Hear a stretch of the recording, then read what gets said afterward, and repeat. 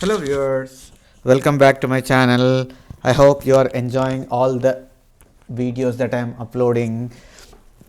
If you haven't subscribed to my channel yet, please go ahead and subscribe and also share among your friends. So today's problem is display table of food orders in a restaurant. Given the array orders which represents the order that customers have done in a restaurant. More specifically, the order I is customer name, table name, food item. So basically there are three things in the order. Customer name is the name of the customer, table number is the table number of the customer sit at, and food item is the item that customer orders. So return the restaurant's display table. The display table is a table whose row entries denote how many of each food item each table ordered. The first column is the table number and the remaining columns corresponding to each food item in alphabetical order. The first row should be a header whose first column is table followed by the names of the food items. Note that the customer names are not part of the table. Additionally, the rows should be sorted in numerically increasing order. So basically, we are given with orders list where we have three things in the orders list, right? So customer name, table number, and food item in each order, right? So we are asked to display a table in the restaurant, right? So table will have a table header which starts with the table, and under that it will be all the table numbers in the increasing order. That's what it said. So the rows should be in the increasing order, right? So table numbers should be in the increasing order, and on each table the columns are the food items, right? The first column is the table number and the remaining columns are food items in alphabetical order. So one thing that we have to keep track is alphabetical order and lexicographical order. These two are little different, okay? Alphabetical order and lexicographical order are little different. So there are some constraints defined under the problem. So customer name and food item are it's not just the lowercase, but it consists of lowercase and uppercase English letters and also a space character. So it's not just the lowercase characters that we usually see in these algorithms, right? So right now it has lowercase, uppercase, and a space also. So now the alphabetical order is little different from the lexicographical ordering. So we need to accommodate the alphabetical order, not the lexicographical order, because uppercase A comes before the lowercase a. Uppercase Z comes before lowercase a, right? So you can just directly refer to the ASCII table if you are wondering, right? So the ASCII table, ASCII character table, where you can see the ASCII value of lowercase a is 97, whereas ASCII value of uppercase a is 65. That means all the uppercase characters appear before the lowercase characters. So if your sort should work in such a way that if you are basically the food item name is, let's say, ABC, right? And you have another food item name ABC. Let's say these two are item names. So normally lexicographically these two are actually same, right? So they are not different in lexicography, right? Because they are same. ABC and ABC are same. But in alphabetical order, the order is ABC comes first and ABC comes next, right? So there is a little difference between alphabetical and lexicographical ordering.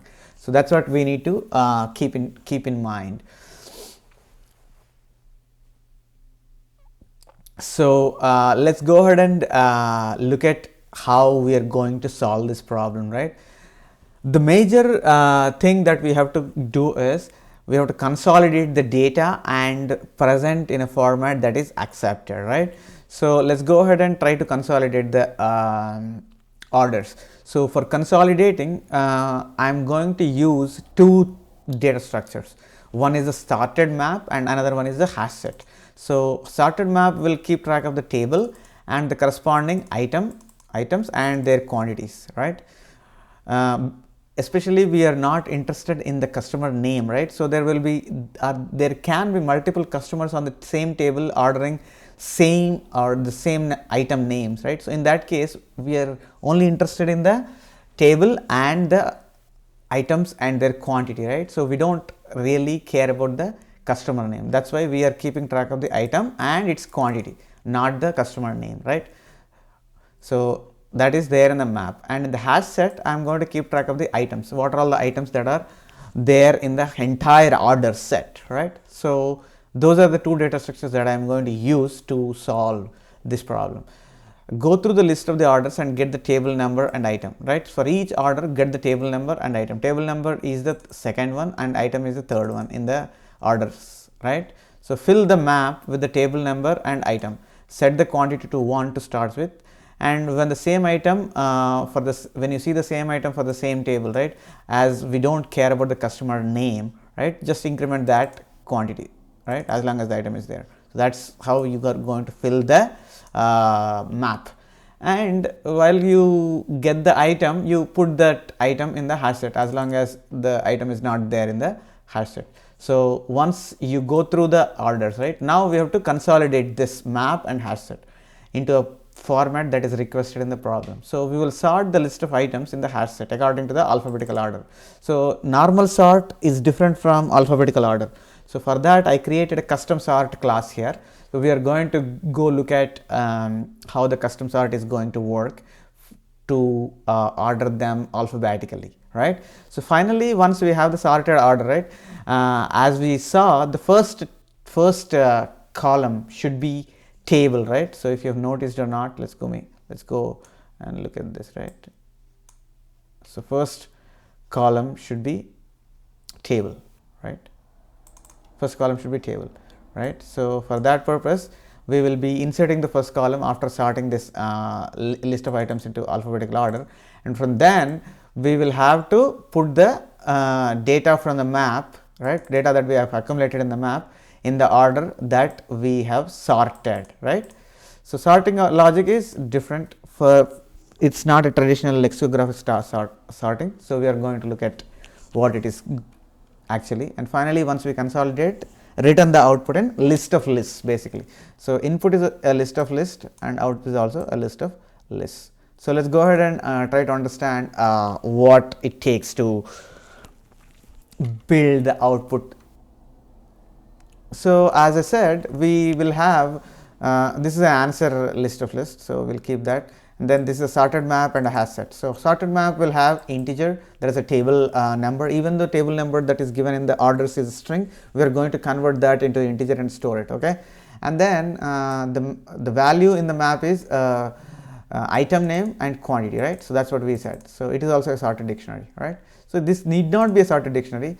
Just for the heck of it, I took as a sorted dictionary. This could be a simple dictionary as well, it works. So but the outer thing should be a sorted dictionary, okay? And then we go through each order, right? So 0 is the customer name in the order, 1 is the table name, table number, and 2 is the item, right? So since we don't care about the customer name, I'm not even reading that. And here I'm trying to parse the table number, right? So put it into the integer and then get the item, right? So items dot add, items is a hash set, so I'm going to add this item into the hash set. And as long as if the map contains the table numbers, that means if you've already seen the table number, then you don't need to do anything. But if you haven't seen the table number, right, add a table for that and an empty dictionary, right? So once you have the table number, check whether the item is there in that table. So if the item is not there, then add that item and set the quantity to 0 and increment the quantity. So this is what is being done for each order in the orders list. So once we have the hash set and the map, right, the next thing is we want to sort the items list. So items list is items.toList. The items is a hash set. I'm getting the list and sorting with the custom sort. We are going to look at the custom sort, how it is going to look like, right? And then once the items are sorted, the first column header should be table, right? I am inserting the table into the items list. So that's what it is. So once you have the table, the items list with the table as the first list in the items list, right, we are going to add that as a header into the answer list, right? So this is the answer, into that we are going to add the item list. So at this, by this point, what we have done is we have done the header row, right? So after that, give me a minute, I will go show the custom sort. So we are going through the map and consolidating the corresponding item quantities, right? So for each entry in the map, what we are going to see is we are going to create a row, right? For each table, each entry means in the map is each table, right? For each table, we have to create a table and corresponding item quantities, right? So current table dot add the kvp dot key. What is the key? It's a table number, right? It's a table number. That's where we are going to add. We convert that to string and add. And for that table number, get all the items, right? So all the items, and if at all that item is there in the table's value, the table's value is in a dictionary, right? If it is there in the table, you add that quantity, right? So add quantity. Otherwise, add the quantity as 0 again. If there is no item given for that table, right, we add the quantity as 0. Likewise, we are going to get the items, right? So let's go ahead and look at the custom sort, right? So this is the custom sort. So it is an iComparer basically. So iComparer, right? So it's an iComparer. So it will have two strings that are passed to it. So if at all the characters match, then we are going to enter into this if loop. So let's say for a second the characters doesn't match. What we are going to do is simply just try to compare the first character with in A and first character in B. Whatever the comparison that it comes, that will be deciding which string will go first or second, right? But what if the character match, right? So if the characters matches, then we will have to go through the string till we find an unmatched character, right? So that's what we are going to do. So I and j are indices initialized to 0 and 0. So while I is less than a dot length and j is less than b dot length, right? So we are going to go through the list, and this loop will break with two conditions or three conditions we could say. So one condition is if the corresponding letters doesn't match, that is one condition, or if A is exhausted, I mean that the string A is exhausted or string B is exhausted. If any of them exhaust, that is one break, or if the characters doesn't match, that is another break. So once we come out, we check if we are still not exhausted. If we are not still exhausted, right, we try to compare only the characters which are not same, right? So the comparison comes here. So this is very similar to this one. So instead of 0, we are doing I and j, that's it. And if at all A is not exhausted but B is exhausted, we return 1. That means A is the second one and B is the first one, right? So that's what we are saying. But if I is exhausted but j is not exhausted, in that case, return -1. In this case, I is exhausted and j is exhausted. That means two strings are actually same. In that case, we are going to return 0. So this is what the alphabetical ordering based on two things. The two things are, we have uppercase letters and lowercase letters in the strings. This is a custom sort that we are going to use, right? So it's pretty simple here.